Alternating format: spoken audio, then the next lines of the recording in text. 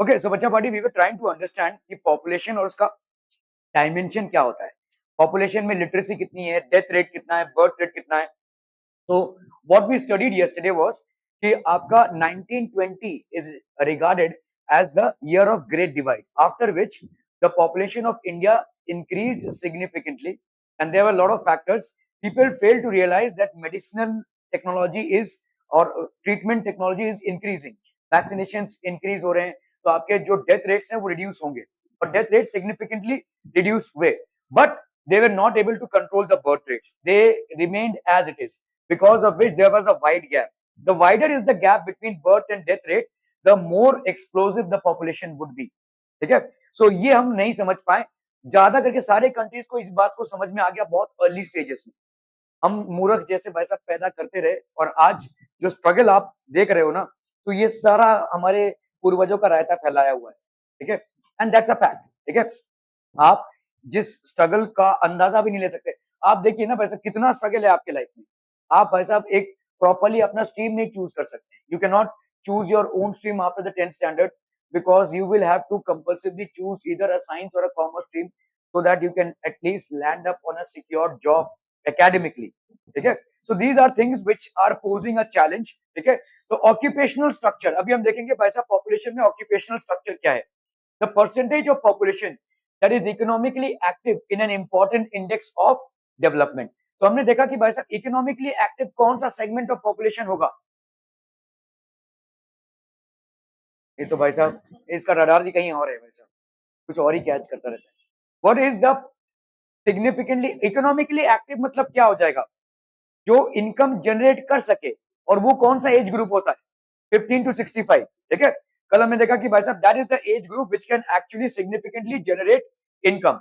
The percentage of population that is economically active is an important index of development. In India, the percentage of working population is 58.7, which is pretty low. ठीक है, तो इसका मतलब बाकी का जो है ऑलमोस्ट 42% या 43%, वो हमारे लिए इकोनॉमिकली एक बोझ है, लाइबिलिटी है। बोझ नहीं बोल सकते, लाइबिलिटी तो बोलेंगे। ठीक है, ये 58.7% को उस 42% को फीड करना है। ठीक है, okay, so that is called actively. This is India's biggest strength.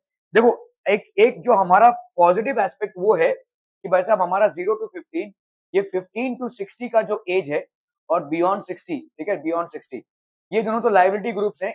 इस वाले में हमारा पॉपुलेशन काफी ज्यादा है।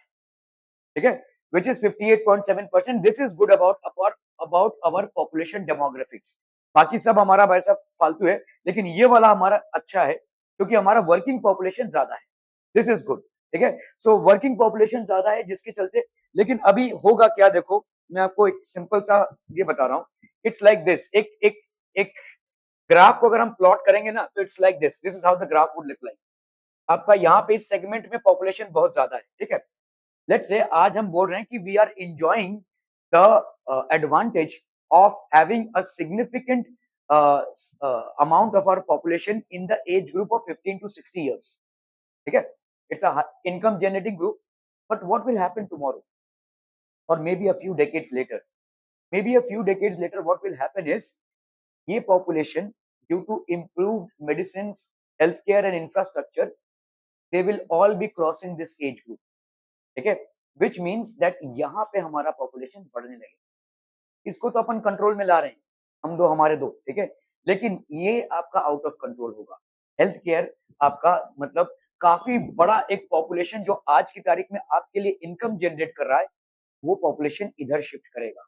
And if it shifts there, then obviously there will be a huge toll on the medicinal expenses that India is going to bear. ठीक है, individual तो होगा ही, और प्लस आपका, इसीलिए मैं, देखो, अगर आप इसको बहुत ऑब्जेक्टिवली देखें, ठीक है, कि भाई यार इतना बड़ा एक पॉपुलेशन जो है वो कंटिन्यूअसली एज तो होगा ही, और अगर एज होगा तो they will need Elder health care. तो आपका जो एल्डर हेल्थ केयर है वो एक बूमिंग सेक्टर है इंडिया में। ठीक है, ये एक बूमिंग सेक्टर है। In the next 10 to 15 years अगर आप अपने आप को इसमें एम्प्लॉय कर सकते हो, ठीक है, देन, क्योंकि आज की तारीख में भाई साहब लोग पैसे कमाने के लिए अपने आप को रोक नहीं रहे हैं। They are living India and going, they are moving from one state to another. ये सब पहले के जमाने में हम सोचते थे इन चीजों के बारे में, आज की तारीख में नहीं सोच रहे हैं हम। अगर अमेरिका जाना है तो बिंदास जाएंगे, ठीक है, अगर दूसरे स्टेट में शिफ्ट करना है तो बिंदास शिफ्ट करेंगे, all we need is money for whatever work we are doing, ठीक है। तो इसीलिए एक बहुत बड़ा जो पॉपुलेशन है, जो ओल्डर पॉपुलेशन है, वो गांव खेड़े को छोड़कर नहीं जा पा रहा है, जिसके लिए इनको हेल्थ केयर की जरूरत पड़ रही है, and this is a booming sector. ये एक हेल्थ केयर का सेक्टर है जो बूमिंग सेक्टर है। अगर आप अपने आप को डेवलप कर सकते हैं इस सेक्टर को संभालने के लिए, तो एक इनकम जनरेटिंग सेक्टर है। मैं यहाँ पे इसलिए बोल रहा हूँ क्योंकि there is a huge population that is going to shift this way. ये आपका एक बड़ा चंक इधर शिफ्ट होगा, एक बिजनेस अपॉर्चुनिटी है, ठीक है। हाँ, कस्टमर सर्विस तो है, प्लस एक बिजनेस अपॉर्चुनिटी भी है, ठीक है। फॉर एग्जाम्पल मैं आपको एक सिंपल सा इंसिडेंट बता रहा हूँ जो मेरे ऑफिस में हुआ था। मैं दरअसल अमेरिकन एक्सप्रेस के लिए काम करता था। तो अमेरिकन एक्सप्रेस एक बेसिकली यूएस कंपनी है, and that is into extending line of credit. और लाइन ऑफ क्रेडिट भाई साहब इंडियंस को भी एक्सटेंड करते हैं ये। तो सूरत में एक डायमंड मर्चेंट थे, हमारे क्लाइंट थे वो, और उनका हर हर महीने करोड़ों का ट्रांजैक्शन होता है, करोड़ों का ट्रांजैक्शन। तो किसी कारणवश वो अपना पेमेंट नहीं कर पाए, तो there was a delayed payment from his end. तो हमारे वहाँ पे एक पॉपअप होता है कि अलर्ट आया है कि ये पेमेंट नहीं आया, कुछ 3.5 करोड़ का कुछ तो पेमेंट था पेंडिंग। उनका हर मंथ में पेमेंट हो जाता था। He used to buy diamonds in chunk and used to sell, और वो अमेरिकन एक्सप्रेस का क्रेडिट लाइन यूज करते थे। तो मैंने उन्हें फोन किया, तो बोले अरे नहीं नहीं वो पेमेंट मैं कर दूंगा, थोड़ा परेशान हूँ। मैंने बोला क्या हुआ? मैंने उन्होंने बोला कि अरे यार, मेरी दीदी ने मुझे पाल पोस कर बड़ा किया है, मैं अहमदाबाद में रहता हूँ, लेकिन वो अपना गांव छोड़कर नहीं आ रही है, ठीक है। मतलब she is aged as of now, she is crossed 67 कुछ थी वो, but she is not living her ancestral home and coming down to stay with me in Ahmedabad. I have requested her lot of times. अभी problem ये है कि उस गांव में बाढ़ आ गई है और उनकी तबीयत बहुत खराब हो गई। तो मेरे पास अभी कोई एम्बुलेंस भी नहीं है कि मैं उनको जाकर लेकर आऊं, क्योंकि सारे रास्ते बंद है और मैं अभी बहुत परेशान हूँ। मुझे मालूम है पेमेंट पेंडिंग है, मैं कर दूंगा, लेकिन ये मेरे लिए अभी प्रायोरिटी है कि कैसे वहां से उनको, ठीक है। तो मैंने बोला तो मैं, ठीक है, मैं देखता हूँ मैं क्या कर सकता हूँ, इफ आई कुड हेल्प। तो मैंने अपने मैनेजर को मेल लिखा, और मेरे मैनेजर ने अमेरिकन एक्सप्रेस के सीईओ को मेल लिखा कि this is the situation, he is a client and he happens to be in a trouble, and this is the situation कि भाई उसकी जो दीदी है वो एक घर में है, वो घर वो छोड़ नहीं रही है, और वो पूरे बाढ़ से घिर चुकी है। तो लाइफ एंड डेथ का मामला है, ठीक है। अमेरिकन एक्सप्रेस ने इंडियन गवर्नमेंट से परमिशन लेकर वहां पे हेलीकॉप्टर उतारा और उनको एयरलिफ्ट किया। ऐसा कर सकते हैं हम इंडिया में, ठीक है। एयरलिफ्ट किया उनको। एक्चुअली में एयरलिफ्ट यूएस में बहुत कॉमन सी चीज है। ज्यादा करके यूएस के जितने भी लोग हैं वो शहरी इलाकों में नहीं रहते हैं। दे ट्रैवल अप्रोक्सीमेटली 2.5 to 3 hours, उनको जमेगा। लेकिन वो बड़े बड़े बंगलोज में रहेंगे, वो अपने वर्क के लिए ट्रैवल करेंगे 1-2 घंटा, लेकिन वो अलग रहेंगे। They are not use to staying in flats, ठीक है। इसीलिए बहुत बार उनका एयर लिफ्टिंग होता है, मतलब एम्बुलेंस जहां पे नहीं पहुंच सकती वहां पे हेलीकॉप्टर पहुंच के उनको एयरलिफ्ट करता है। तो airlift is a very common concept in US. It's still not very much prevalent in India, but she was airlifted, ठीक है। She was airlifted. तो मेरे कहने का मतलब ये है कि एक बहुत बड़ा सेगमेंट है जो एल्डरली सेगमेंट है, और इसमें पॉपुलेशन इंक्रीज होने वाला है।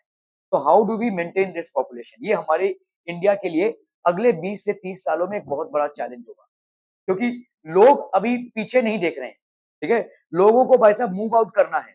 They want to move out of their native place, they want to move out of their state, they want to move out of their country, wherever they are getting good income and a good settled life, they will not compromise on staying back. And if they are not compromising on staying back, there is a huge population that is left over, ठीक है। ये एक बड़ा population है जो हमारा, आज की तारीख में तो ये हमको बहुत अच्छा लग रहा है, लेकिन आज से 20 से 30 साल में आपका ये वाला पॉपुलेशन जो है, तो आपका ये वाला पॉपुलेशन बढ़ जाएगा 60s एंड अबव, ठीक है। This is going to significantly increase, क्योंकि हेल्थ केयर हमारा इंप्रूव हुआ है, तो लाइफ एक्सपेक्टेंसी बढ़ी है, एज बढ़ेगा लोगों का, ठीक है। And that's a huge chunk, this is India's biggest trend, today it is India's biggest trend, but how long will be able to sustain this trend, that's a million dollar question, ठीक है। as far as more than half of the population is an active population contributing to the country's income, okay. The distribution of the population according to different types of occupation like transportation, manufacturing, agriculture, यहाँ पे भाई साहब distribution होता है, ठीक है, okay, is referred to as the occupational structure. तो ये डिस्ट्रीब्यूशन ऑफ पॉपुलेशन है, is referred to as the occupational structure. ये डिस्ट्रीब्यूशन ऑफ पॉपुलेशन है, ठीक है, okay. As enormous variety of occupations are found in any country, a very enormous variety of occupations are found in any country, ठीक है। Occupations are generally classified as agriculture, automobile manufacturing, retail, fishing, construction, communication, transport, trade, banking, carpentry, mining, forestry। Different types of occupation है। Occupation के क्या क्या primary criterias हैं, primary, secondary and tertiary generally, ठीक है। इन तीन में हम डिवाइड कर सकते हैं। तो एक हो गया आपका प्राइमरी सेक्टर। प्राइमरी सेक्टर में हम जमीन से जुड़े हुए चीजें, जैसे आपका हो गया भाई साहब agriculture, animal husbandry, fishing, forestry के प्रोडक्ट्स, ये सब आपका प्राइमरी है। माइनिंग, ठीक है, माइनिंग, ऑल दीज, हम जब भी नेचुरल रिसोर्सेज को यूज करते हुए इनकम जनरेट करते हैं, that is known as primary occupation, ठीक है, चाहे वो एनिमल हस्बेंड्री हो, चाहे फॉरेस्ट्री, चाहे anything, ठीक है। Then we have basically secondary. Secondary में automobile, construction, textile manufacturing, carpentry. और भाई साहब आपका टर्शियरी सेक्टर हो गया retail, transport, communication, trade and banking, ठीक है। ये हो गया आपका सेकेंडरी और ये हो गया आपका टर्शियरी। तो प्राइमरी सेक्टर में क्या आ जाएगा भाई साहब, आपका agriculture, animal husbandry and forestry and fishing, ठीक है, माइनिंग एंड क्वेरिंग, इसको लिख लीजिए भाई साहब, ठीक है। प्राइमरी सेक्टर में भाई साहब क्या क्या आ जाएगा, एग्रीकल्चर, प्राइमरी सेक्टर में आ गया आपका agriculture. Then we have animal husbandry. Animal husbandry मतलब कैटल को पालना, और क्या, कैटल को पालना, और क्या, और कुछ पालना, बी कीपिंग भाई साहब, पोल्ट्री फार्मिंग, ये सब आपके एनिमल हस्बेंड्री में आ जाते हैं, ठीक है। पोल्ट्री फार्मिंग हो गई, कैटल रियरिंग हो गई, ठीक है, शीप रियरिंग हो गई, ऑल दीज, ठीक है, are known as animal husbandry, wherein animals are kept either to get the benefit of labor from them or the benefit of getting meat or milk from them, ठीक है। बहुत कोशिश कर रहे हैं आप उबासी लेने की, बहुत देर से, ठीक है। फॉरेस्ट्री हो गई भाई साहब, फॉरेस्ट्री, ठीक है, this is again natural resources, fishing, ठीक है। Then we have mining and quarrying, ठीक है। माइनिंग एंड क्वारिंग मतलब आप भाई साहब कोल निकाल रहे हैं या मिनरल्स निकाल रहे हैं, ठीक है, अगेन नेचुरल रिसोर्सेज को एक्सप्लॉइट करते हुए निकाल रहे हैं, ठीक है, okay. Secondary, secondary occupation includes the following, क्या क्या आ जाएंगे भाई साहब, आपका मैन्युफैक्चरिंग इंडस्ट्री, तो विराट कोहली लग रहा है, okay okay. So this is basically secondary, मतलब आपका क्या हो जाएगा, manufacturing industry. This is concern with manufacturing, मतलब जहां पे हम रॉ मटेरियल्स को यूज करते हुए मैन्युफैक्चरिंग कर रहे हैं, ठीक है, क्लियर है, okay okay okay. Building and construction work, ये भी आपका भाई साहब सेकेंडरी हो गया, ठीक है, building and construction work. Tertiary, tertiary occupation मतलब प्रॉपर ऑफिस जॉब्स, ठीक है। तुम लोग में से कौन एब्सेंट है, कौन बोले, कोई नहीं, okay. Tertiary occupation includes the following, transport, this is basically transport, communication, communication, then we have commerce, सारे ऑफिशियल जॉब्स, ठीक है, commerce, and then we have administration, ठीक है, okay. So the proportion of people working in different activities varies in developed and developing countries, ठीक है। तो ये भाई साहब डेवलपिंग, देखो कौन से सेगमेंट में कितने लोग काम कर रहे हैं, इसके हिसाब से आपके डेवलपिंग और डेवलप्ड कंट्रीज होते हैं। जितने ज्यादा लोग प्राइमरी सेक्टर में होंगे, उतना ही वो नेशन ज्यादा करके पिछड़ा होगा, और जितने ज्यादा लोग टर्शरी सेक्टर में होंगे, उतना ही वो नेशन उतना ही डेवलप्ड होगा, ठीक है। The more developed will be the nation, generally it has been seen, ठीक है। For example Japan is a country which has almost zero natural resources. On the contrary, it is on the epicenter of most of the earthquakes that are happening. Still, it happens to be a developed country because most of the people there are employed in the tertiary sector. ठीक है, tertiary sector में employment वहां पे बहुत ज्यादा है। हमने ऐसा देखा है कि जितने भी डेवलप्ड कंट्रीज हैं, उन्होंने अपने टर्शियरी सेक्टर के एम्प्लॉयमेंट को बढ़ाया है, ठीक है। irrespective of the fact whether there is a scope of agriculture or manufacturing, they have always ensured that their tertiary sector is developing, ठीक है, जनरली हमने सही माना। तो यहाँ पे प्रोपोर्शन ऑफ पीपल वर्किंग, कितना जो पॉपुलेशन है चंक, वो किस सेगमेंट में काम कर रहा है, वो भाई साहब डिसाइडिंग फैक्टर बनता है एक कंट्री के डेवलपमेंट में, ठीक है, एक कंट्री के डेवलपमेंट में, ओके। तो developed nations have a high proportion of people in secondary and tertiary activities. तो यहाँ पे secondary activities में और tertiary activities में there's a high proportion of employment of people. Occupational structure in USA. USA में अगर हम देखेंगे भाई साहब, ये आपका हो गया भाई साहब प्राइमरी, सेकेंडरी और टर्शियरी। प्राइमरी हो गया ये, ठीक है, ये हो गया भाई साहब आपका सेकेंडरी और ये हो गया आपका tertiary. Occupational structure in USA, ये आपका यूएस में हो गया। Okay, in USA only 3% of the people work in agriculture sector. तो क्या वहां पे एग्रीकल्चर नहीं होता है? नहीं होता है भाई साहब। In fact US is one of the major producers of wheat, ठीक है भाई साहब, वहां पे एग्रीकल्चर होता है। लेकिन इन्वॉल्वमेंट देखो यहाँ पे, in USA only 3% of the people work in agriculture sector.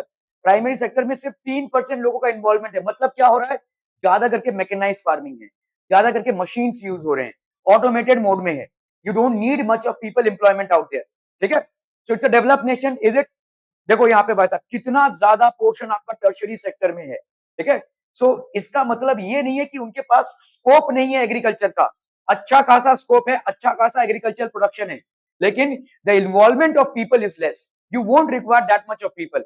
जितना आप मैकेनाइज फार्मिंग करेंगे उतना आप लेबर को बचा के कहीं पे और यूज कर सकते हैं। हमारे यहाँ पे जैसे पहले से मानसिकता यही रही है कि पॉपुलेशन में ज्यादा करके किसानों के ज्यादा बच्चे होते थे, क्योंकि वो मानते थे कि ये लेबर का पैसा बच जाएगा, इन्हीं को हम खेतों में काम करवाएंगे, ठीक है। और इससे होता क्या कि हमारा पॉपुलेशन बढ़ता गया। But if we had adopted a mechanised way of farming then we wouldn't have increased the population. और अगर पॉपुलेशन होता भी था, we would have sent them somewhere else. देखो, अगर समझ लो कि भाई साहब हमारा वेदांत घाट ये है, और ये इसका भाई साहब this is the piece of land that he has got to do agriculture on, and he has basically 7 sons या 7 चिल्ड्रन, ठीक है। तो 7 बच्चे हैं इसके। अभी भाई साहब यहाँ पे ये खुद एम्प्लॉय होकर और एक जन और एम्प्लॉयड होकर अगर काम करे तो अनाज लगभग 1000 टन प्रोड्यूस हो रहा है। और ये सातों बच्चों को लेकर करे तो लेट्स से भाई साहब 1000.25 टन प्रोड्यूस हो रहा है। Is it profitable to employ all these 5 people here? आप देखो थोड़ा सा ही बड़ा है, ठीक है, थोड़ा सा। ये भाई साहब हम इजीली अचीव कर सकते हैं बाय मैकेनाइज फार्मिंग। सो यहाँ पे हम बोल सकते हैं कि 5 people are unnecessarily employed because they are not causing any significant increase in production, ठीक है। तो इसको अपन बोलते हैं डिस्गाइज्ड अनएम्प्लॉयमेंट। मतलब काम तो वो कर रहे हैं दिन रात, लेकिन उसका कोई मुनाफा नहीं हो रहा है, ठीक है। इसको बोलते हैं हम डिस्गाइज्ड अनएम्प्लॉयमेंट। मतलब एक तरीके का अनएम्प्लॉयमेंट है ये। दिख रहा है कि भाई साहब पूरे दिन खेत में मेहनत कर रहे हैं, लेकिन उनकी मेहनत की जरूरत नहीं है, क्योंकि उनकी मेहनत का जो प्रोडक्शन है वो दिख नहीं रहा है हमको, ठीक है। Are we understanding this people? So this is known as disguised unemployment, और ये हमारे इंडिया में काफी ज्यादा होता है। This is significantly there in India, ठीक है। जो बाहर के कंट्रीज ने बहुत अच्छे से मैनेज किया, उन्होंने पहले ही एग्रीकल्चर और माइनिंग सेक्टर को ऑटोमेटेड फॉर्मेट में ला दिया है, जिससे भाई साहब उनका ज्यादा करके लेबर फोर्स टर्शरी सेक्टर में मूव हो, ना कि भाई साहब प्राइमरी में इन्वॉल्व रहे। 27% of the people work in the secondary sector, which is basically the manufacturing sector. Raw materials को डिजाइन करके मैन्युफैक्चर करना, इसमें 27% लोगों का इन्वॉल्वमेंट है, और 70% is in the tertiary sector. That is a healthy indicator of a developed country, ठीक है। ये आपका भाई साहब डेवलप्ड कंट्री है, प्रॉपर प्रोपोर्शन में पॉपुलेशन का वर्क वाइज डिस्ट्रीब्यूशन है। Are we clear on this one people? Okay. developing countries tend to have a higher proportion of their workforce engaged in primary activities, ठीक है। Developing मतलब जो अभी भी डेवलप नहीं हुए हैं, इन कंट्रीज में एक बहुत बड़ा चंक भाई साहब प्राइमरी एक्टिविटीज में इन्वॉल्व है, ठीक है। जैसे आपका एग्रीकल्चर हो गया, फॉरेस्ट्री हो गई, माइनिंग हो गया, ठीक है, फिशिंग हो गया, इन सब में भाई साहब ये इन्वॉल्व है। Are we clear on this one people? As on 2012 in India, about 51% of the population is engaged in agriculture, ठीक है। 2012 में भाई साहब अभी भी देखो 51%, it's a huge chunk. More than half of the population of India is actually involved in agriculture. US में ये नंबर is just 3%, ठीक है। So we are still, तो अभी भी देखो हमारा टर्शियरी सेक्टर में कम एम्प्लॉयमेंट है, and this is one of the reasons why we are not moving from a developing nation to a developed nation. अभी भी हम डेवलपिंग के फेज में हैं, हम डेवलप्ड नेशन के फेज में नहीं आए हैं, ठीक है। The more white collar jobs और basically the tertiary jobs that a country or a region is able to create, the more will be its development automatically, ठीक है। तो प्राइमरी में देखो भाई साहब ऑक्यूपेशन स्ट्रक्चर आपका सेकेंडरी में 13% है। This number also has to go up, because manufacturing sector में जितना ज्यादा आपका एम्प्लॉयमेंट होगा उतने ज्यादा आपके गुड्स एंड सर्विसेज बढ़ेंगे। यूएस में ये 27% के ऊपर है, ठीक है। Okay, and finally we have tertiary sector wherein just 20% of the population is involve.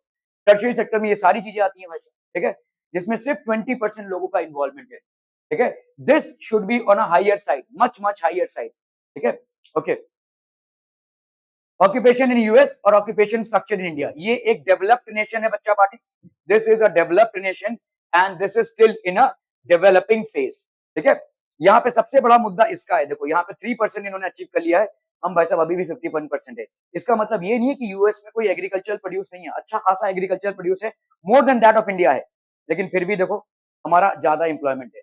हम अभी भी पुरानी मानसिकता से चल रहे हैं कि employ more and more people in the primary sector. ठीक है, गांव खेड़े के लोग अभी भी भाई साहब ज्यादा से ज्यादा फैमिली मेंबर्स को प्राइमरी सेक्टर में इन्वॉल्व करके रख रहे हैं। ठीक है, because of which the switch is not happening to the tertiary sector. Are we clear on this one? Any questions? तो इंडिया की नहीं पॉपुलेशन, नहीं नहीं नहीं, पॉपुलेशन ज्यादा से मत देखो, यहाँ पे पॉपुलेशन किसकी ज्यादा है किसकी कम है इसके कोई मतलब नहीं है। यहाँ पे पॉपुलेशन का वर्क डिस्ट्रीब्यूशन क्या है वो मतलब है। आप बोल रहे हो कि भाई साहब पॉपुलेशन ज्यादा है तो फीड करने के लिए ज्यादा लोगों का इन्वॉल्वमेंट, नहीं।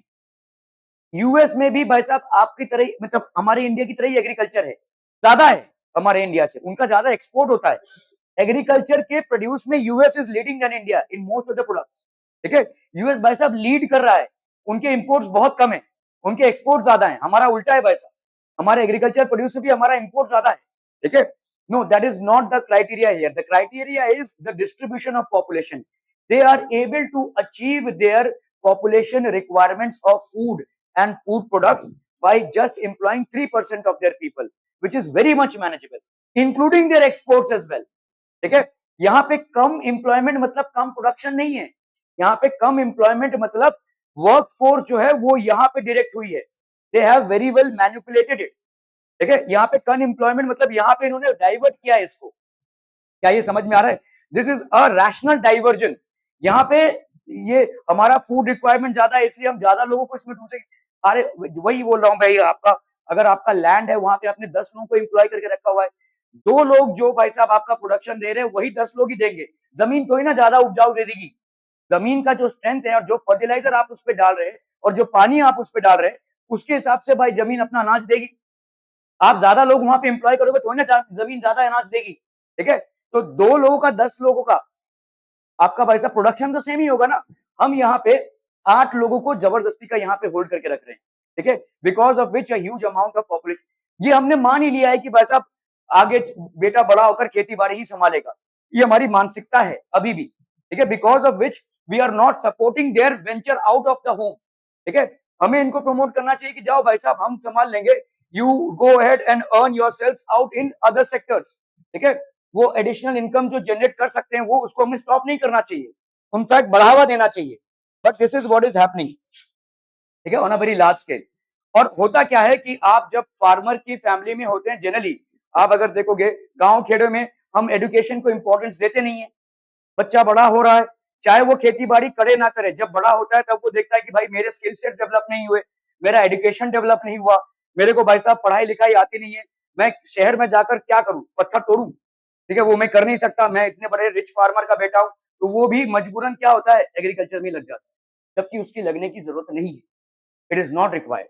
ठीक है, सो दिस इज अ सिग्निफिकेंट, ये जो वर्क फोर्स है इसका हमको कम करना है, this has to be diverted into these 2 sectors, only then we will see development happening, otherwise we will always be in a developing phase. क्या ये समझ में आ रहा है? फूड रिक्वायरमेंट पे पॉपुलेशन डिस्ट्रीब्यूशन नहीं है, फूड रिक्वायरमेंट में पॉपुलेशन डिस्ट्रीब्यूशन नहीं है, पॉपुलेशन डिस्ट्रीब्यूशन को अगर हम सिग्निफिकेंटली डिस्ट्रीब्यूट करें तो हमारा डेवलपमेंट होगा। ठीक है, this is a bad employment. Okay, comparison of occupational structure in USA and India. In India, over a period of years, there has been an occupational shift in favor of secondary and tertiary. अभी हमको धीरे धीरे समझ में आ रहा है ये इक्वेशन, और हम धीरे धीरे देख रहे हैं कि एक शिफ्ट हो रहा है, people are shifting from primary to secondary and tertiary. ठीक है, but that shift has been very very slow because of the growing industrialization and urbanization in the recent times. तो जितना भी आपका urbanization और industrialization हुआ है उसके हिसाब से, ठीक है, okay. Health is an important component of population composition which affects the process of development. और दूसरी बात जो है भाई साहब, पहले तो हमने देखा कि कैसे पॉपुलेशन डाइवर्सिफाइड है between different sectors of the economy, primary secondary और टर्शरी, और कैसे डेवलपिंग और डेवलप्ड नेशंस में डिफरेंस है। In developed Nations much of the population is actually employed under the secondary and tertiary sector as against developing nations where much of the population is just employed in the primary sector. Now we will talk about the health. ठीक है, health जो है वो बहुत सारे factors पे depend करता है, आपका वैक्सीनेशन, आपका हेल्थ केयर, मेडिसिन, न्यूट्रिशन वगैरह। अगर एक पॉपुलेशन को आप प्रॉपर टाइम पे वैक्सीनेशन दे रहे हैं, अगर एक पॉपुलेशन को आप प्रॉपर टाइम पे न्यूट्रिशन फूड दे रहे हैं, so that will turn out to be a healthier population, a much dependent population. रोजमर्रा अगर आप बीमारियों से जूझ रहे हैं तो आपके हॉस्पिटल एक्सपेंसेस ज्यादा होंगे, आमदनी अठन्नी खर्चा रुपया हो जाएगा, ठीक है। So that will be, it is not only going to drain on your money aspect, it is also going to drain on your mental health aspect as well. आपका कॉन्फिडेंस भाई साहब टूटेगा, ठीक है। अगर आप समझ लो सर्दी खांसी से पीड़ित हैं और आपको एग्जामिनेशन जाने एक दिया, तो मतलब आप अब एग्जामिनेशन देने जा रहे हैं, तो will you be scoring your best? No, right. अगर आपको आता भी होगा तो आप कंफ्यूज होंगे, आप भाई साहब you know you things will go blur for you, ठीक है। सो हमारा प्रोडक्टिविटी ऑप्टिमम हो, चाहे जिस भी फील्ड में हम हो, इसके लिए बहुत जरूरी है कि हमारा हेल्थ भी ऑप्टिमम कंडीशन में हो, ठीक है। If we want to ensure that we give optimum productivity, it's important that we have an optimum health condition as well, ठीक है। हाँ, और बड़ा ओवासी ले ले भाई साहब, मगरमच्छ की तरह मुंह खोल ले, ठीक है, ठीक है। Sustained efforts of government programs have registered significant improvements in the health conditions of the Indian population. पहले से तो बेहतर है, लेकिन बेस्ट अभी भी नहीं है, ठीक है, बेस्ट अभी भी नहीं है। Okay, the health situation in India has improve. Corona में आपने सुना होगा कि भाई साहब ऐसे कुछ कंट्रीज थे जिनका जब कोलैप्स हो रहा था तो बहुत लोगों को चिंता हो रही थी। For example France and Italy have the best health care systems for their individuals, and when the system was collapsing there, then people got, मतलब अरे भाई इतना बड़ा हेल्थ केयर स्ट्रक्चर है वहां पे, और वो अगर कोलैप्स हुआ तो हमारा क्या होगा। तो Indians were first afraid of this thing कि भाई इतना बड़ा हेल्थ केयर स्ट्रक्चर है वो, और वो वहां पे अगर कोलैप्स हो रहा है तो what will happen with us, ठीक है। तो the health situation in India definitely has improve, but it has a long way to go, ठीक है। तो डेथ रेट अभी आप देखोगे भाई साहब, डेथ रेट पहले क्या था 1951 में, 1000 लोगों में 25 लोग मरते थे, ठीक है। अभी क्या है 7.2 पर 1000। तो we have control the amount of people die, ठीक है, बाय इंप्रूविंग मेडिसिन वगैरह वगैरह, ठीक है। 2011 में life expectancy, what is life expectancy? The average life that a person will have. इसका मतलब ये नहीं कि सब लोग इतनी उम्र तक जिएंगे। जनरली अगर हमने देखा कि सब जितने भी लोग हैं उनका हम एवरेज एज निकालें तो दैट इज हाउ मच, देखो 40 भी नहीं था, अभी हम 67 पे आ गए। This is increasing and this will increase, जो मैं आपको बोल रहा था, ठीक है। This is going to increase now, ठीक है। आप देखो क्या हमने लगभग 60 सालों में हम ऑलमोस्ट डबल हो गए लाइफ एक्सपेक्टेंसी में, तो अगले 50 सालों में भी भाई साहब हम डबल ही होंगे। और अगर डबल देखो ये 100 साल तो कोई क्रॉस नहीं करेगा, लेकिन डेफिनेटली 80 तक लोग पहुंच ही जाएंगे, है कि नहीं, 80-85 तक पहुंच ही जाएंगे। और अगर पहुंच रहे हैं तो एल्डर हेल्थ केयर आपका बढ़ेगा। दिस इज वन रीजन, ठीक है। सी दिस, पर 60 सालों में भाई साहब ऑलमोस्ट डबल हो चुके हैं, ठीक है, हमारा लाइफ एक्सपेक्टेंसी ऑलमोस्ट डबल हो चुका है। तो इट मींस दैट अगले 20-30 सालों में जहां पे इतना ज्यादा डेवलपमेंट हो रहा है in terms of medicine and all, then obviously this is going to increase and we are easily going to cross 80s। Are we clear? इसका मतलब बहुत बड़ा एक जो सेगमेंट होगा हमारा वो 60s एंड अबव का होगा, ठीक है। The substantial improvement is the result of many factors, including improvement in public health, prevention of infectious diseases, application of modern medicinal practices in diagnosis and treatment of ailments. तो काफी सारे भाई साहब आपके गवर्नमेंट और नॉन गवर्नमेंटल चीजों से आपका हेल्थ केयर इंप्रूव हुआ है। डिस्पाइट कंसिडरेबल आपके अचीवमेंट्स, ठीक है, still we face the health situation is a matter of major concern for India. पहला बात तो आपका ये कि doctor is to patient ratio ये अभी भी बहुत बड़ी बुरी तरह से बिगड़ा हुआ है। रूरल एरियाज में तो और भी ज्यादा खराब है, ठीक है। आपका doctor is to patient ratio जो है वो बहुत खराब है इंडिया में, ठीक है।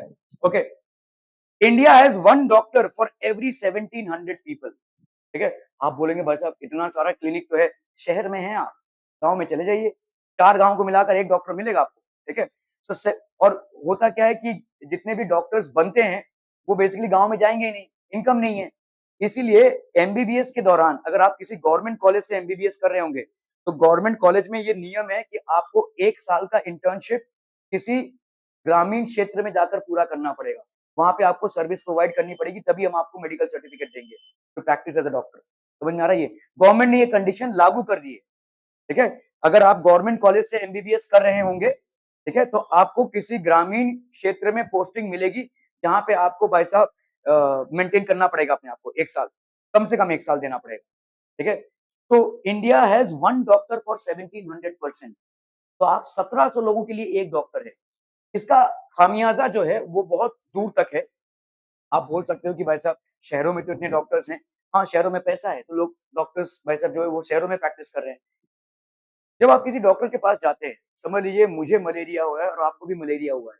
Is the doctor going to prescribe different medicine? No, generally they will only prescribe the same medicine for you and for me. तो गलत है। गलत क्यों है? क्योंकि आपका बॉडी अलग सेगमेंट्स में है। आपके बॉडी का रिस्पॉन्स जो होगा to medicine will be different from my body's response to medicine. लेकिन हमारे यहाँ पे डॉक्टर्स इतने स्ट्रगलिंग फेज में है कि उनके पास ये ऑप्शन नहीं है। They will prescribe the same medicine, ठीक है। तो that is one challenge out there. हमारा भाई साहब इंडिविजुअल इलाज नहीं होता है, हमारा एक सामूहिक इलाज होता है, ठीक है। हमारा एक भाई साहब, मैं आपको बोलूंगा कि कभी आप डॉक्टर के पास गए हैं और उन्होंने दवाई दी है ऐसे ही वहां से ही? आपको एक तो होता है प्रेस्क्रिप्शन लिख कर दे, आप प्रॉपर मेडिकल स्टोर से दवाई लाएं, और कभी कभी वो पैकेट में ऐसे दवाई देते हैं आपको। क्या होता है वो?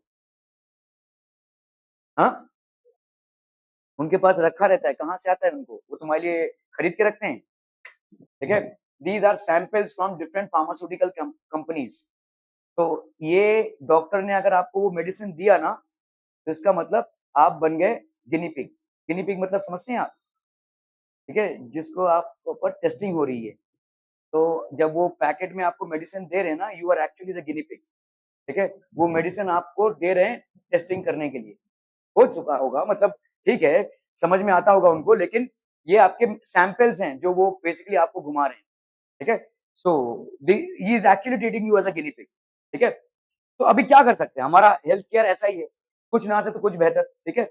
ये सारी सिस्टम्स हैं। आप जब प्रॉपरली मेडिकल में आप भाई साहब प्रेस्क्रिप्शन में लिख कर देते हैं ना, तो उसको चैलेंज किया जाता है इन कोर्ट।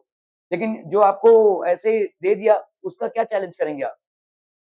ठीक है, अगर कल कुछ गड़बड़ होता भी है उस दवाई के खाने से, तो हाउ वुड यू चैलेंज? आप बोलेंगे कोर्ट में जाकर कि इन्होंने मुझे ये दवाई दिया था? क्या कहाँ लिखा है? प्रिस्क्रिप्शन में लिखा रहता है, लेकिन वो तो लिखा भी नहीं है, ठीक है। That's the reason you are a guinea pig, ठीक है, फॉर दैट मेडिसिन। उस मेडिसिन के लिए आप गिनी पिग हैं। आपने कभी देखा है डॉक्टर्स के किसी भी चेंबर में चले जाइए 12 से 2 बजे तक, आपको मेडिकल रिप्रेजेंटेटिव्स की लाइन मिलेगी। तो आप बाहर क्लिनिक के बाहर सब बाइक लेकर खड़े रहेंगे, सब बैग लेकर बैठे बैठे हुए हैं, सब लोग अपॉइंटमेंट लेते हैं। ये मेडिकल जो आपके लोग हैं वो करते क्या है? आई हमारे बहुत फोन आती है,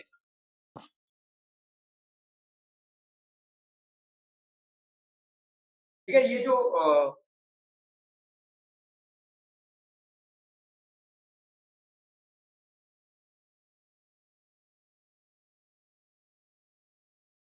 ठीक है, तो आपका the health situation is a matter of major concern for India.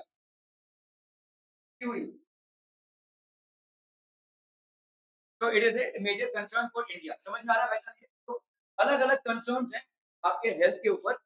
Switzerland has 7 doctors पर 1700 पीपल, ठीक है, okay. The per capita calorie consumption is much below the recommended. हमारे जो रिकमेंडेड है, आपने देखा रहेगा आपके शहरी इलाकों में और जो आपके ग्रामीण क्षेत्रों में, there is a per capita calorie requirement. What is it for ग्रामीण क्षेत्र? 2400 कैलोरीज, और शहरी क्षेत्रों में 2100 कैलोरीज। जनरली ये कैलोरी रिक्वायरमेंट लोग पूरा नहीं कर पा रहे, जिसकी वजह से बहुत सारे डिजीजेस से वो इम्पैक्ट हो रहे हैं, ठीक है। The per capita calorie consumption is much below the recommended levels and malnutrition afflicts a large percentage of the population. Malnutrition से बहुत लोग पीड़ित है। और अगर हम भाई साहब खाद्य पदार्थों में ही या अपने बॉडी वाइज ही अगर हमारा डेफिसिट है, तो obviously we will fall ill frequently, ठीक है, okay. Malnutrition is a condition that results from eating a diet in which nutrients are not enough. Nutrients भाई साहब पर्याप्त मात्रा में नहीं है, ठीक है, ऐसा डाइट लेना, ओके। तो afflicts troubles, okay. About 2.3 crore children in India up to 6 years of age are suffering from malnourishment and are underweight, ठीक है। 2.3 करोड़ चिल्ड्रन में आपके भाई साहब in India up to 6 years of age are suffering from malnourishment and are underweight. malnourishment से सफर कर रहे हैं और जनरली क्या है वैसा underweight, ठीक है, they are underweight, okay. Safe drinking water and basic sanitation amenities are available to only 1/3 of the rural population. 1/3 को ही भाई साहब ये अवेलेबल है। Safe drinking water and sanitation facilities are available only to 1/3 of the rural population. Safe drinking water नहीं available है। हाँ, इधर इधर इधर उधर जो हो रहा है, ठीक है। आपका यहाँ पे सैनिटेशन और proper safe drinking water is not available. These problems need to be tackled through an appropriate population policy, ठीक है। जिससे आपका इन सब चीजों को भाई साहब टैकल करना बहुत जरूरी है, क्योंकि ये बीमारी की जड़ है। आपको सेफ ड्रिंकिंग वाटर नहीं मिल रहा है, आपका टॉयलेट और हाइजीन भाई साहब प्रॉब्लम है, तो ये सब आपकी बीमारी की जड़ है, ठीक है। ओके, ट्रीटमेंट तो बाद में होगा, पहले इन सब चीजों को इरेडिकेट करना बहुत जरूरी है। As on 2011, 53% of Indian households do not have latrines, ठीक है। अभी तक भाई साहब आधा भारत में लैट्रिन्स नहीं है। तो आप सोचिए भाई साहब, यहाँ पे अगर 53%, तो ये कहाँ जाएंगे? बाहर करेंगे ये, ठीक है, जिससे और ज्यादा बीमारियां फैलेंगी, ठीक है। 53% of the do not even have latrines, ठीक है। Okay, the most significant feature of the Indian population is the size of its adolescent population. What is adolescent population? आप आते हैं उसमें, एडल्ट हो गए हैं आप, तो adolescent. Okay, yes, adolescent basically means when you are crossing the age of puberty, ठीक है। सो ये आपका एक बहुत सिग्निफिकेंट क्यों है? Why is it very important? Why this age group is very important? इसके लिए इंपॉर्टेंट है, बस इसीलिए इंपॉर्टेंस है।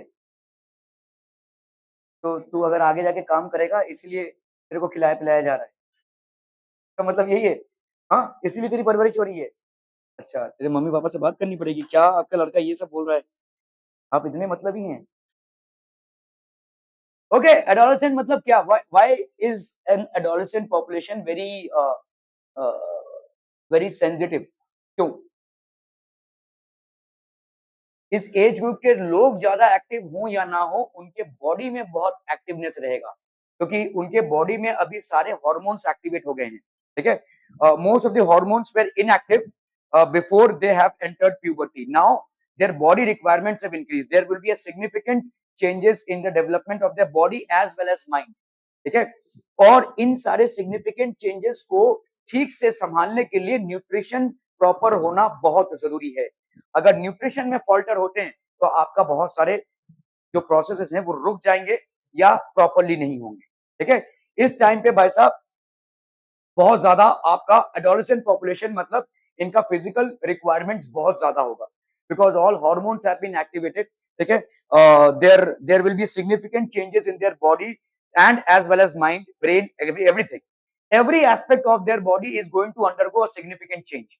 एक बच्चे से वो अभी एक they are moving into an adult, ठीक है, phase.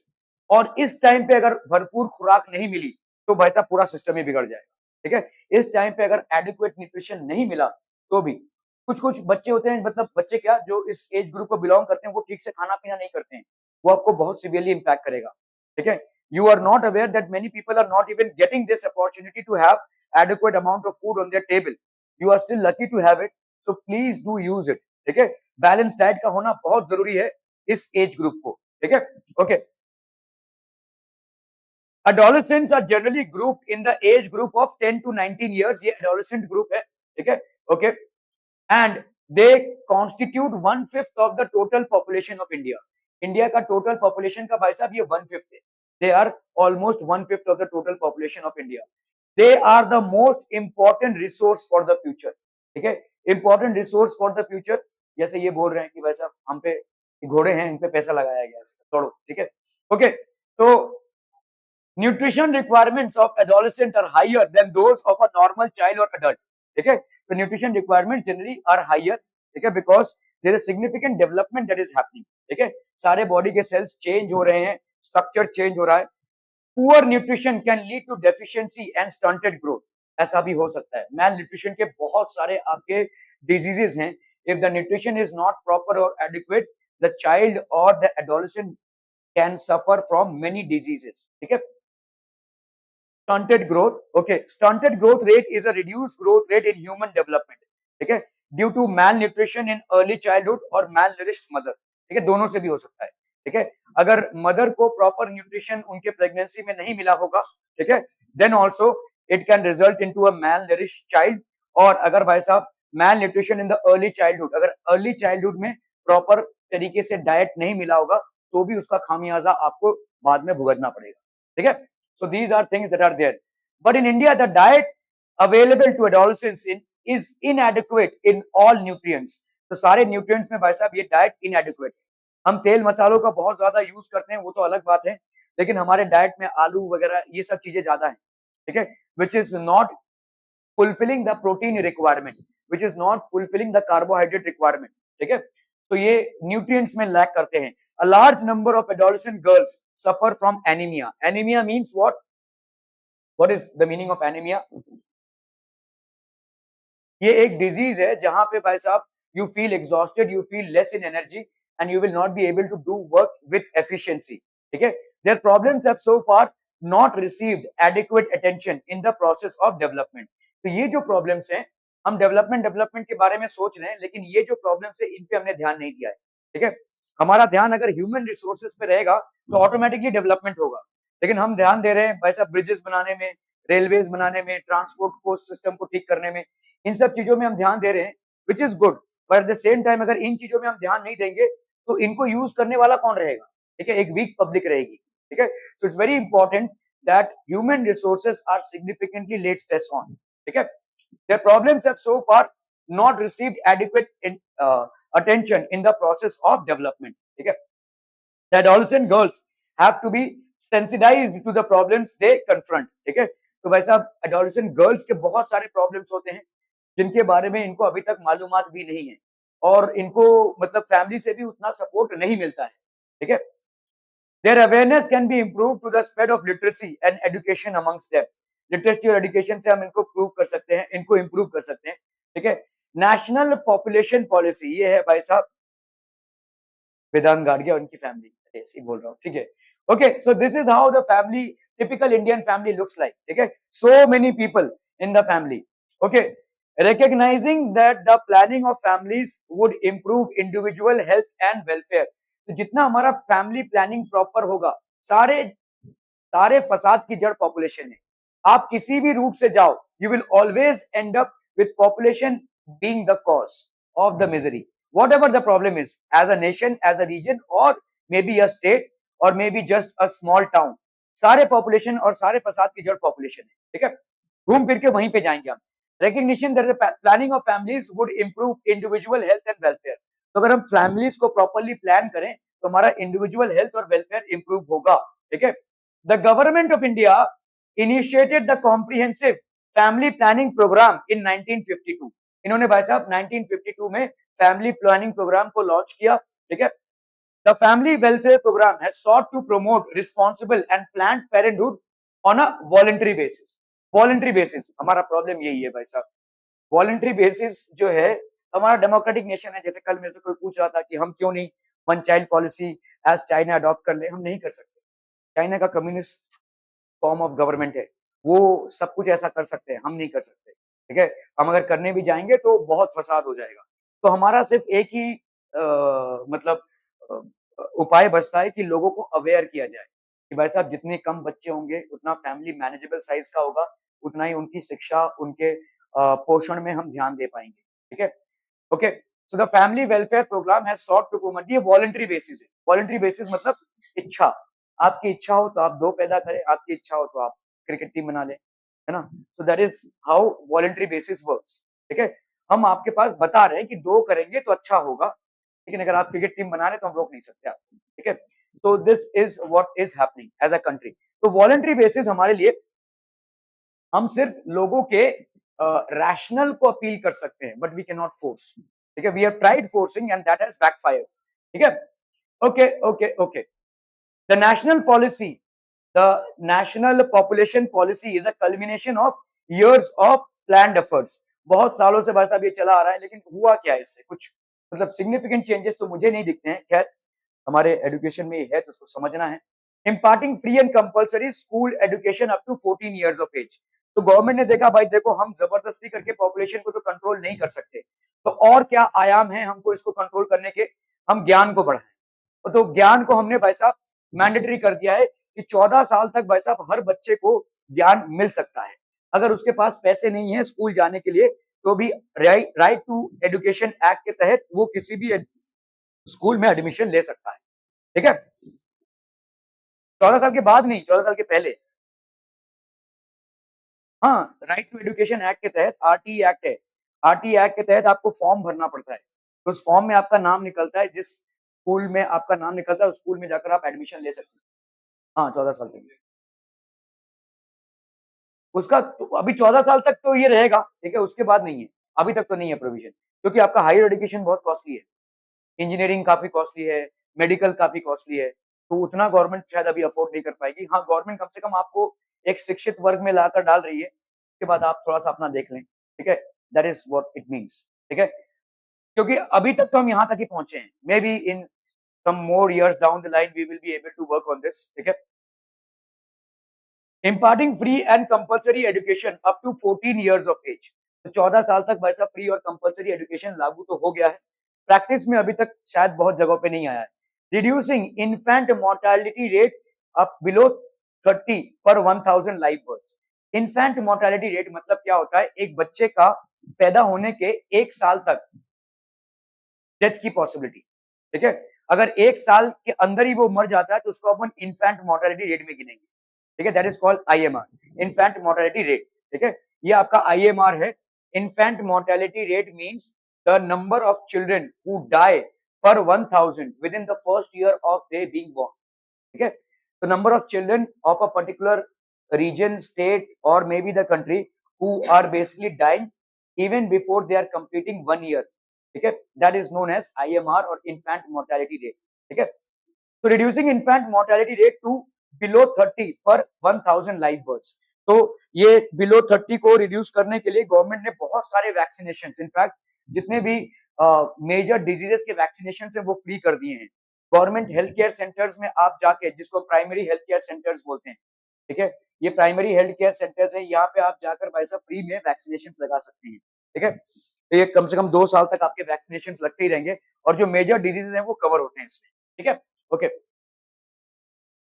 Achieving universal immunisation of children against all vaccine preventable diseases. तो जितने भी आपके भाई साहब वैक्सीन से हम डिजीजेस को प्रिवेंट कर सकते हैं, जैसे पोलियो एक वैक्सीन प्रिवेंटेबल डिजीज है।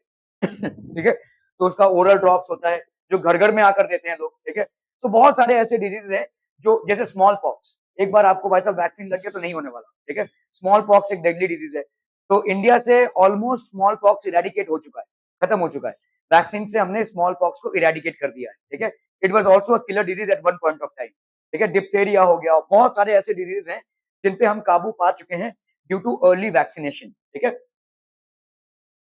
Promoting delayed marriage for girls. ठीक है, डिलेड मैरिज फॉर गर्ल्स क्यों है भाई साहब, ये बता सकते हैं? पॉपुलेशन कंट्रोल करने में डिलेड मैरिज फॉर गर्ल्स क्या सहायक होगा? एक इंटेलिजेंट जवाब देना है, ऐसे ही नहीं, सोच कर जवाब दीजिए कि यहाँ पे if you delay the marriage of age, the age of marriage for girls, how is it going to control population?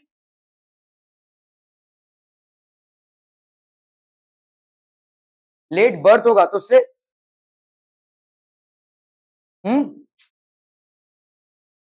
Population control में how is it a contributing factor?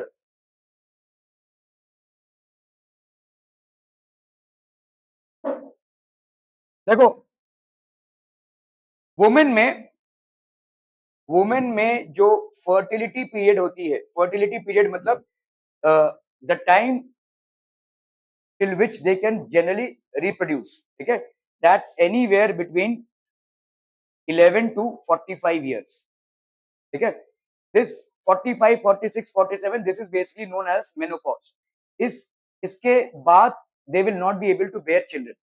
ठीक है, even if sexual activity happens they will not be able to bear children. तो इसके बाद तो भाई साहब production नहीं होगा। ठीक है, ओके, सो यहाँ पे अगर हमने देखो ये 11 टू 45 इयर्स का ये बैंडविड्थ अगर हमने रिड्यूस कर दिया, इधर तो भाई साहब ऑलरेडी स्टॉप है, तो अगर हमने भाई साहब लेट्स से एक वुमेन को 25 इयर्स में मैरी करने दिया, so what is the bandwidth of child production that you are getting? 20। विजा विज अगर एक वुमेन की 12 इयर्स में शादी हो जाती है और 12 to 45, so then what is the bandwidth of production? This will be basically 5 से 2 या 3, 4 से 1 या 33 years of production है, तो इसमें ज्यादा पॉसिबिलिटी है चाइल्ड के होने की, इसमें कम if you reduce the number of years, okay, obviously you cannot reduce the number of years. The only way in which you can reduce the number of years for which a woman can have children is by increasing the marriage year. आप जितना भाई साहब marriage year को increase करते जाएंगे उतना bandwidth कम होता जाएगा चिल्ड्रन को प्रोड्यूस करने के लिए. That's how the logic is applied. ठीक है, you increase the marriage age of the women, ठीक है, then you will obviously control the population that is getting. ठीक है, are we clear on this one people? हम समझ में आ रहा है? ये लॉजिक लग रहा है भाई साहब आपका. अचीविंग यूनिवर्स, ये क्या हो गया भाई साहब? ठीक है, promoting delayed marriage for girls. तो promoting delayed marriage for girls, ठीक है, making family welfare a people centred programme. Family welfare एक पीपल सेंटर्ड प्रोग्राम. ठीक है, ओके. एनपीपी नेशनल पॉलिसी और NPP 2000 and adolescent. NPP 2000 identified adolescents as one of the major sections of the population that need greater attention in terms of health as well as mental health. ठीक है, क्योंकि ये एक ऐसा national population programme के तहत ये देखा गया कि ये जो वर्ग है इसको ज्यादा अटेंशन चाहिए. ज्यादा अटेंशन चाहिए मतलब अगर हमने यहाँ पे फोकस किया उनके न्यूट्रिशन पे, उनके स्लीपिंग आवर्स पे, उनको जो हम काम करवा रहे हैं या उनको जो हम शिक्षा दे रहे हैं, इन सब चीजों पे हम अगर फोकस करेंगे we will have a good population. ठीक है, हमारा ह्यूमन रिसोर्स इंप्रूव होगा. ठीक है, are we clear? Okay okay okay. The policy put great emphasis on other important needs of adolescents, including nutritional requirement. तो nutritional requirement को increase करना भाई साहब. ठीक है, then generally adolescents require 2800 calories per day. तो इनको भाई साहब 2800 calories लगेगा, चाहे वो भाई साहब ग्रामीण क्षेत्र के हो चाहे भाई साहब शहरी क्षेत्र के हो. ठीक है, their requirement is 2800 calories per day. इनको इतना calories लगेगा. So we will have to ensure that we actually provide food to them that can manufacture this much amount of calories for them. Okay, protection from unwanted pregnancy and sexually transmitted diseases. Okay, what else it is called? It called for program that aims towards. तो कौन से program है भाई साहब? that aim towards, ठीक है, encouraging delayed marriage and child bearing. ठीक है, तो delayed marriage और child bearing ये आपका भाई साहब जितना लेट हो उतना अच्छा है. ठीक है, education of adolescents about the risk of unprotected sex. ठीक है, तो ऑब्वियसली भाई साहब एडोलेसेंट एज जो होता है काफी इमोशनल एज होता है. So people do get to tend to get carried away. तो अनप्रोटेक्टेड सेक्स अगर होगा सो चाइल्ड का होना बहुत ज्यादा पॉसिबल हो जाता है. ठीक है, तो using contraceptives during sexual activity will ensure. हाँ, दोनों एक दूसरे का पेपर ही एक्सचेंज कर लो भाई साहब. हाँ, एक ही जन लिखो ना, दोनों को क्यों लिखने का है? एक ही जन लिखो.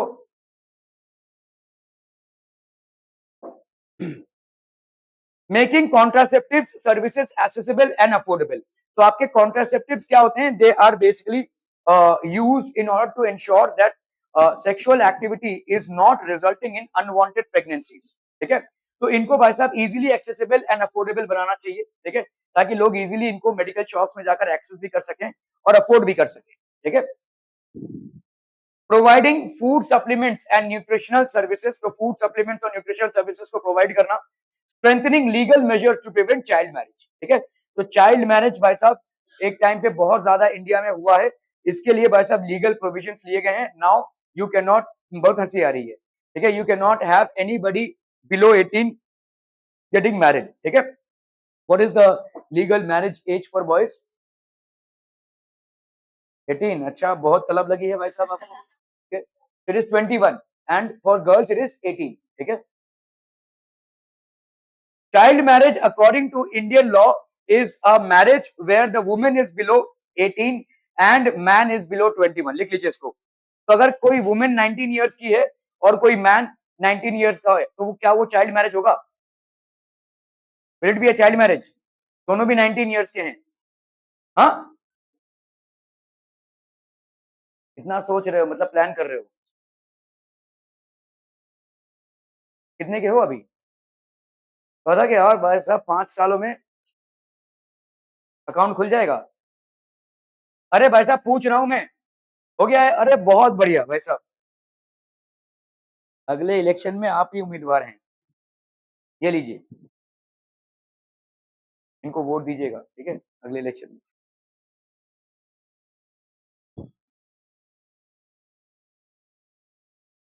अरे यार पेन किधर चला गया? अरे मैं पूछ रहा हूं कि कोई लड़का 19 इयर्स का है और कोई लड़की 19 इयर्स की है, is this a child marriage? It is, it is a child marriage, illegal marriage है ये, ठीक है, क्योंकि लड़के का अभी भी अंडर एज है, ठीक है, is not fit to get married. Okay, तो चाइल्ड मैरिज भाई साहब एक, okay, news about sex ratio in 2019, ठीक है, sex ratio down, good news, so is the fertility rate. तो sex ratio is down, so is the fertility rate, ठीक है, ये आपके भाई साहब कुछ न्यूज हैं जो पब्लिश हुए हैं, and that basically completes the chapter on population. Any question some that you have? Yes, अरे नहीं, एक क्वेश्चन तो होगा, बोलो ना, बोलो जल्दी से बोलो। नहीं, कोई क्वेश्चन नहीं है? बहुत बढ़िया। Any questions? अरे हमको तो भाई साहब जितनी जल्दी चैप्टर खत्म, नो क्वेश्चन हम, बहुत बढ़िया। तो क्या करेंगे अभी, हम शरार खेलेंगे?